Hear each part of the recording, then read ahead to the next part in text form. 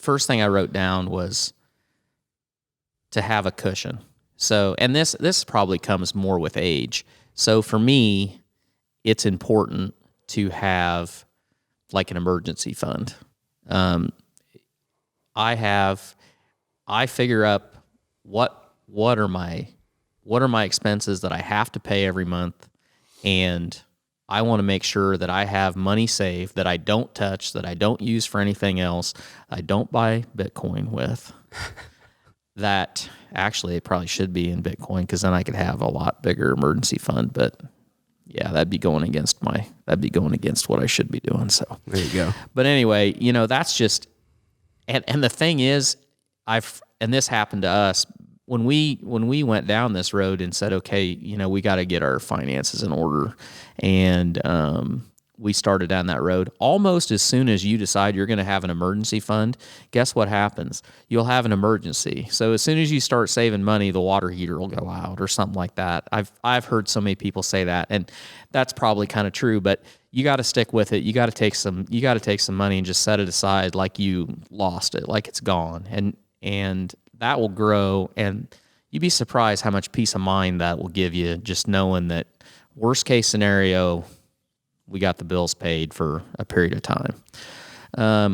The second thing is, for me, passive income. And by passive income, I mean, I'm at the stage now where if something happened to me, we could hire somebody to take care of my hog buildings, and that check would come whether I got up every day and did it. Now, granted, it'd be a smaller check because we'd be paying somebody to do it, but it's there.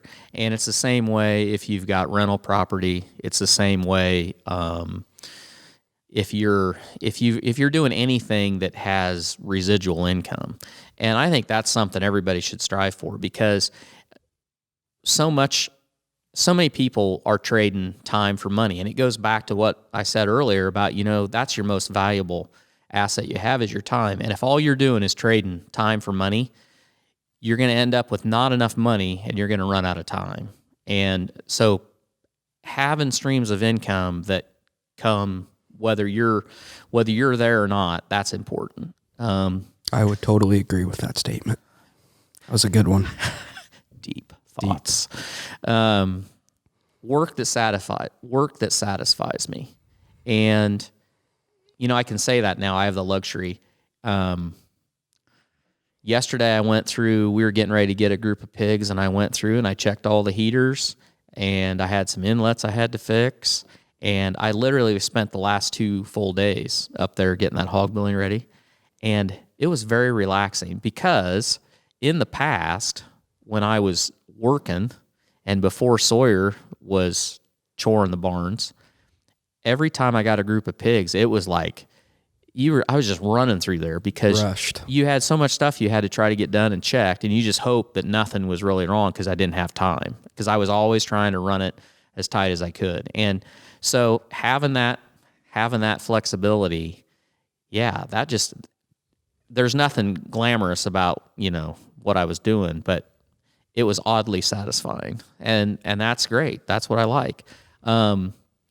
Success to me is having the luxury of saying no. And that's a hard thing to do. I really think that's hard to do. But I've finally gotten to the point that there are people and there are things that happen. Some of them are opportunities and some of them are not, that in the past I would have felt compelled to, oh yeah, okay, I'll do that. But you can't do that. Your time is too valuable to waste. And I can't even say waste. There's some things, there's a lot of things that are opportunities that you could do this or do that. But you have to decide what is important for you and what is important for your family. And is this going to take time away from what's important?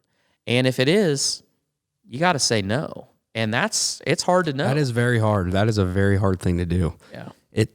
Because you don't want to hurt people's feelings, and you don't want to let people down. And we're not sitting here saying tell your family no if they need help moving or anything like that. But like, well, actually, that's not true. If I can work my way out of helping somebody move, I mean, I don't what's even, worse, Target feet or moving upstairs when you're moving stuff out of a I house? have a saying, and that, everybody has friends that they're really close with.